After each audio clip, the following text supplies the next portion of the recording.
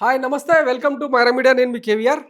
Cinema industry bulb దించడంలో రేవంత్ రెడ్డి ఎంచుకున్న పంతా ఇప్పుడు దేశవ్యాప్తంగా పెద్ద ఎత్తున సంచలనంగా మారింది. ముఖ్యంగా గతంలో వైఎస్ జగన్మోహన్ రెడ్డి సర్కారు పాలనలో ఇదే సినీ ఇండస్ట్రీని అవమానిస్తారా అని చెప్పి ఒక నేత గురించి ఎందుకులే ఆయన పేరు కానీ, మా అన్నను గేట్ బయట నుంచి నడిపిస్తారా, ఇంట్లోకి పిలిచి అవమానిస్తారా, తెలుగు జాతికి మీరేమన్నా మాతృమూర్త, మిమ్మల్ని కాలబేరంలో అడుక్కుంటే తప్ప మాకు అవకాశాలు ఇయ్యరా, రాయితీలు ఇయ్యరా అని చెప్పి మాట్లాడిన వ్యక్తులందరూ కూడా ఈరోజు కట్టకట్టుకొని ముఖ్యమంత్రి రేవంత్ రెడ్డి ఏర్పాటు చేసిన సమావేశానికి వెళ్ళారు. ఇంచుమించు 20 మందికి పైగా నిర్మాతలు, 13 మంది దర్శకులు, ఇంకొక 11 మంది ఆర్టిస్టులు మొత్తంగా ఒక గుంపుగా పోయి గుంపు మేస్త్రిని కలిసిర్రు. అంతా బాగానే ఉంది. కానీ ఇక్కడ ట్విస్ట్ ఏంటంటే, అసలు దేనికోసం అయితే ఇండస్ట్రీ మొత్తం ప్రభుత్వంతో కాలబేరానికి వెళ్ళిందో ఆ ఇష్యూ, ఆ టాపిక్ లేకుండానే అది తప్పిస్తే మిగతా అన్ని మాట్లాడండి అని చెప్పి రేవంత్ రెడ్డి అనడంతో ఒక్కసారిగా షాక్ అయిన పరిస్థితి. అంటే ఇంటర్నల్గా వచ్చిన టాక్ ఏంటంటే, బెనిఫిట్ షోలు లేవు అండ్ ప్రీమియర్ షోలు లేవు, టికెట్ హైకులు లేవు, అది తప్పించి ఇక మీ సమస్యలు ఏమైనా ఉంటే చెప్పండి, ఒక ఉమ్మడి కార్యాచరణకు రెడీ అవుదాం, ఒక సబ్ కమిటీ కూడా వేస్తాం, అందులో సినీ పరిశ్రమకు సంబంధించి మీరు ఎవరెవరినైతే పేర్లు సూచిస్తారో వాళ్ళతో కూడిన ఒక కమిటీతో ఏర్పాటు చేసి హైదరాబాద్ కేంద్రంగా అంతర్జాతీయ సినీ పరిశ్రమకు ఏర్పాటు చేద్దాం, ఆ దిశగా ఏమన్నా మీ అడుగులుంటే చెప్పండి, మళ్ళీ ఒకసారి మీటింగ్ పెట్టుకుందాం అని చెప్పి చెప్పడంతో ఆహా అని చెప్పి అందరూ తలూపి వెళ్ళిపోయారట. ఇందులో కీలకంగా నాగార్జున ఎన్కన్వెన్షన్ కూల్చివేత తర్వాత ఆయనను కలిసి, తర్వాత ఎన్కన్వెన్షన్ ఒకటే కాదు, కొండా సురేఖ వివాదంలో సినీ పరిశ్రమకు అండ్ ప్రభుత్వానికి మధ్య వచ్చిన గ్యాప్ చాలా పెద్దదనమాట. ఈ క్రమంలో అక్కినేని నాగార్జున తగ్గి ఆయనకు పుష్పగుచ్చం అందించి, తర్వాత శాల్వ కప్పి నమస్కారం పెట్టి, ఇంకా పెద్దలు మురళీమోహన్ గారు, ఆయన లెజెండ్ కదా, ఒకప్పుడు ఏబిఎన్ రాధాకృష్ణ గారి ఓపెన్ హార్ట్ విత్ ఆర్గలో చెప్పిండు కదా, అసలు లెజెండ్ లాంటి పర్సనాలిటీస్ పోయి అట్లా నడుచుకుంటూ పోతారా అని చెప్పి ఇప్పుడు కర్మ బూమరాంగ్ అయింది కదా. సో అందరు కూడా జగన్మోహన్ రెడ్డి లాగా సాఫ్ట్గా, స్మూత్గా, అంటే రాష్ట్రానికి ఒక విజన్ డాక్యుమెంట్ రూపొందించి వైజాగ్కు రండి, తరలి రండి, మీకు కావాల్సిన అన్ని అవకాశాలు కల్పిస్తాం అని చెప్తే అప్పుడు దేకని ఇండస్ట్రీ మొత్తం కూడా ఇప్పుడు హైదరాబాద్ కేంద్రంగా తెలంగాణ ముఖ్యమంత్రి రేవంత్ రెడ్డిని కాలు మొక్కేది ఒకటి తక్కువ. ఇక అల్లు అర్జున్ బచాయించిండు, ఇవన్నీ ఇంకా తెర వెనుక జరిగే కార్యక్రమాలు. ఎందుకంటే ఆయన మీద కేసు కాదు, బెయిల్ వస్తుంది, తర్వాత అరెస్ట్ కావడం, ఇవన్నీ తెర వెనుక సర్దుబాట్లు అవన్నీ జరిగిపోతాయి. కానీ ఏ ఆశయంతోనైతే, ఏ ఉద్దేశంతోనైతే వీళ్ళందరూ కూడా తెలంగాణ ప్రభుత్వంతో ములాఖత్ అయినరో, భేటీ అయినరో, ఆ డిమాండ్లు ఏవి కూడా అక్కడ డిస్కషన్లోకి రాకపోగా అందరూ నోట్లో గుడ్డలు కుక్కొని ఏడవాల్సిన పరిస్థితి అనమాట. సో ముఖ్యమంత్రి రేవంత్ రెడ్డి గారు చాలా పెద్ద టార్గెట్ ఇచ్చిండ్రు. దాన్ని ఫుల్ఫిల్ చేసేందుకు ఇప్పటి నుంచి ఇంకా సినిమా పరిశ్రమ ఎట్లా పనిచేస్తుందో చూద్దురని చెప్పి నిర్మాత దిల్ రాజు బయటకు వచ్చి ఓ పొంగరాలు కొట్టిండు, బాగానే ఉంది. కానీ మొత్తానికైతే ఇది ఇవాళ జరిగినది. ఒకప్పుడు అంటే వైఎస్ జగన్మోహన్ రెడ్డి అంత సాధారణంగా ఆహ్వానించి ఆంధ్రప్రదేశ్కు సినీ పరిశ్రమను తీసుకురండి, మీకు కావాల్సిన అన్ని ఏర్పాట్లు చేస్తామని చెప్పి మంచిగా ఇంట్లోకి పిలిచి శాల్వ కప్పి పుష్పగుచ్చం ఇచ్చి ఆయన భార్య భారతిరెడ్డి ఆధ్వర్యంలో మంచి వంటకాలు చేపించి తిండి పెడితే మా అన్నను అవమానిస్తారా అని చెప్పిన వ్యక్తి ఈరోజు ఈ సీన్లో లేడు.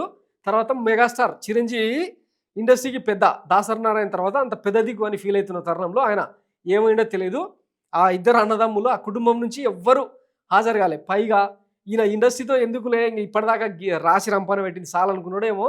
అల్లు అర్జున్ తర్వాత రామ్ చరణ్ నాకు చాలా ఫ్రెండ్స్, చిన్నప్పటి నుంచి వాళ్ళు నాకు తెలుసు, చాలాసార్లు కలిసి తిరిగినాం, వాళ్ళు నాకు బాగా గుర్తే అని ఎక్కడ నెగ్గాల్లో కాదు ఎక్కడ తగ్గాల్లో కూడా ఇవాళ చూపించారు అనమాట రేవంత్ రెడ్డి.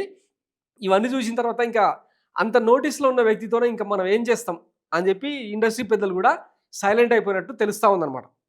ఇంకో గమ్మత్తైన విషయం ఏంటంటే, వీళ్ళను 11 గంటలకు రమ్మని చెప్తే అందరు పోయి ఆడ కూర్చొని టీలు కాఫీలు తాగుతూ ఉంటే ముఖ్యమంత్రి రేవంత్ రెడ్డి ఒక గంట తర్వాత లేటుగా పోయిండు అనమాట. ఇదే సీన్ కనుక ఒకవేళ జగన్మోహన్ రెడ్డి చేసింటే ఇంకెంత గత్తర చేస్తుందో. ఎందుకంటే ఆయన కేవలం తాడేపల్లిలో ఒక ప్రోటోకాల్, గేటు బయట కార్లు ఆపాలి, ఎవరైనా సరే లోపలికి నడుచుకుంటూ రావాలి, అది అక్కడున్న సెటప్. సో ఈ నేపథ్యంలో దానికి వీళ్ళు ఏదో సినిమా పెద్దలు అంత డెమిగాడ్స్ లెక్క ఫీల్ అయిపోయి మా లాంటి లెజెండ్లను, అంటే ఇది ఏదో జాతికి సేవ చేస్తున్నట్టు, పెద్ద ఇది చేస్తున్నట్టు ఫీల్ అయిపోయి వీళ్ళు ఎక్కువ ఊహించుకొని అప్పట్లో మాటలు మాట్లాడారు. సరే జగన్మోహన్ రెడ్డి సర్కారును దింపేసిర్రు, అయిపోయింది. ఇప్పుడు హైదరాబాద్కు సంబంధించి ఎందుకు అంటే ఇంతగానం వీళ్ళు ఎందుకు ఇంత సాగిల పడ్డరు అంటే ఏం లేదు, హైదరాబాద్ కేంద్రంగా వీళ్ళ ఆస్తులు, స్టూడియోలు, పెద్ద ఎత్తున నిర్మాణాలు ఇవన్నీ ఉన్నాయి కదా. ఒక్క చిటికేస్తే, గతంలో కేసీఆర్ చెప్తుండే కదా, ఒక్క చిటికేస్తే తల 1000 ముక్కలు అవుతుంది అన్నట్టు, సో వెంటబడి కొడతారనమాట. అందుకే ఏమీ అనకుండా అనలేని పరిస్థితి అనమాట. ఆ సీట్లో ముఖ్యమంత్రి సీట్లో రేవంత్ రెడ్డి కాదు, కేసీఆర్ కాదు, ఎవరున్నా సరే హైదరాబాద్లో బెండ్ అయి బతకాల్సిందే అని చూపించిందనమాట రేవంత్ రెడ్డి. గతంలో కేసీఆర్ ఏం చేసిందంటే ఒక డ్రగ్స్ కేసుని మాత్రం తెర మీద పెట్టి దాన్నే లాగి లాగి లాగి లాస్ట్కు సినిమా పెద్దలతో కొన్ని ఒప్పందాలు చేసుకుని సినిమా టికెట్లకు రేట్లు పెంచుకుని అందులో ప్రభుత్వానికి వాటా, తమకు వాటా, కమిషన్లు ఇవన్నీ జరిగిపోయినాయి. ఇప్పుడు ఈ ప్రభుత్వం కూడా దానికి మించి ఏం చేయకపోవచ్చు. కాకపోతే ఏంటంటే వీళ్ళు అంటే ఓవర్ యాక్షన్ చేయడం ఈ మధ్య కాలంలో బౌన్సర్లను పెట్టుకొని నానా హంగామా చేయడం. మొన్న మంచు మోహన్ బాబు ఇంటి దగ్గర చూసినాం కదా, 60-70 మంది ఒక్కొక్కడు బౌన్సర్లు మోహరించి లా అండ్ ఆర్డర్కి ఎసరు పెట్టి ఇదా ఒకానొక దశలో సీఎంలను మంత్రులను దేకరు పోలీసు యంత్రాంగం. అంటే ఒక సమస్య వస్తే అట్లాంటిది వీళ్ళు బౌన్సర్లను పెట్టుకొని పోలీసు యంత్రాంగానికి సవాల్ విసిరితే చూస్తా ఊరుకుంటారా? సో డీజీపీ స్థాయి వ్యక్తిని కూడా తన దగ్గర పెట్టుకొని పోలీసు యంత్రాంగానికి మీరు ఏం హామీ ఇస్తారో ఇవ్వండి, బెనిఫిట్ షోలకు అన్నిటికీ ఓకే, సినిమా పర్మిషన్లు అన్నీ యాజ్ ఇట్ ఈస్గా జరగాల్సినవన్నీ జరుగుతాయి, కానీ లా అండ్ ఆర్డర్ ప్రాబ్లం రాకుండా మీరు ఏం చర్యలు తీసుకొని వస్తారో చెప్పండి అని చెప్పి డీజీపీకి అసైన్ చేస్తే సరేలే దానికి సంబంధించి మాట్లాడదామని చెప్పి వెళ్ళిపోయాను అనమాట.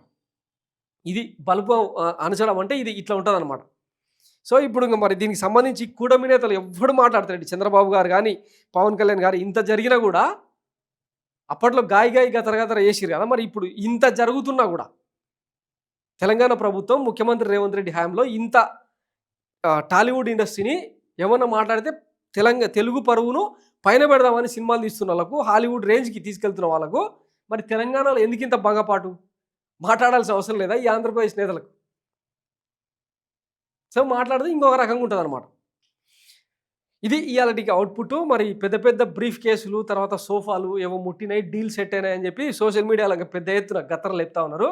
సో అందులో నిజామేంత అన్నది పక్కన పెడితే కొంతమంది ప్రముఖులు మిస్ అయిన పరిస్థితి కనిపిస్తూ ఉంది. ఎవ్వడు కూడా బయటికి వచ్చి ముఖంలో నెత్తురు సుక్కలేదు, అట్లా మొత్తం బేలగా వచ్చి ఏవేవో మాట్లాడుకుంటూ పోయారు అనమాట. అల్లు అర్జున్ గురించి మాట్లాడితే అల్లు అరవింద్ ముఖం చాటేసి ఆ ఇష్యూ లేదు, చాలా చిన్నదిలే, ఇక అది అయిపోయింది అని చెప్పుకుంటూ వెళ్ళిపోయింది అనమాట.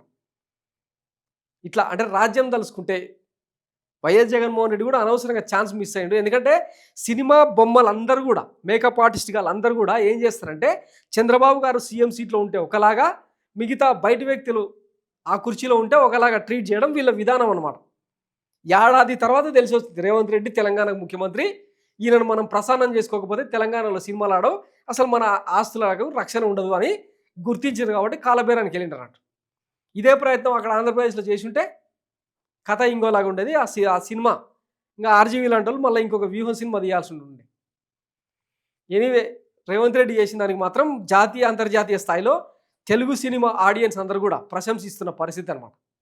చూద్దాం మరి దీనికి సంబంధించి ఇంకా రేపు ఇంకేమైనా అప్డేట్స్ ఏమైనా వస్తే మళ్ళీ మాట్లాడుకుందాం. Thanks for watching Myra media. నేను మీ కేవీఆర్. Thank you.